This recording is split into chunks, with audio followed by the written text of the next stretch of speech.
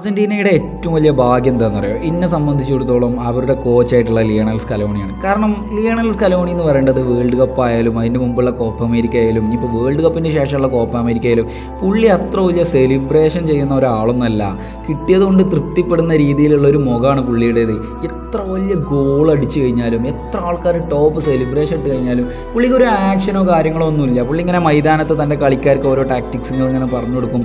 നിശബ്ദനായിട്ട് ഓരോ കളികളും പിന്നെ ഇങ്ങനെ പോയിട്ട് ചിലപ്പോൾ വേൾഡ് കപ്പ് അടിക്കും, കോപ്പ അമേരിക്ക അടിക്കും. ഇന്നലെ ഇപ്പോൾ ബ്രസീലിനെതിരെയുള്ള മത്സരത്തിൽ നമ്മുടെ എമിലിയാനോ മാർട്ടിനസിനെ സംബന്ധിച്ചിടത്തോളം അവസാന നിമിഷത്തിലേക്ക് എമി കുറച്ച് കോൺഫിഡൻസോട് കൂടിയിട്ടുള്ള കാര്യങ്ങൾ കാണിച്ചു കൂട്ടുന്ന ദൃശ്യങ്ങൾ ബോക്സിൽ നമ്മൾ കണ്ടു. പന്ത് ഇങ്ങനെ ജഗ്ൾ ചെയ്തിട്ട് അത് സത്യം പറഞ്ഞാൽ ഒരു ഡിസ്റെസ്പെക്റ്റ് ആയിട്ടാണ് സ്കലോണിക്ക് കാണാൻ സാധിച്ചതെന്നാണ്. സ്കലോണി അത് നിർത്താനായിട്ട് പറഞ്ഞു. അതായത് ഫുട്ബോളാണ്, ഒരാളെയും ഡിസ്റെസ്പെക്റ്റ് ചെയ്യരുത് എന്ന് പറയുന്ന രീതിയിലേക്കാണ് പോയത്. നിങ്ങളൊന്ന് ആലോചിച്ച് നോക്കുക, ഏത് മാനേജർക്കാണ് ഇങ്ങനെ സാധിക്കുക?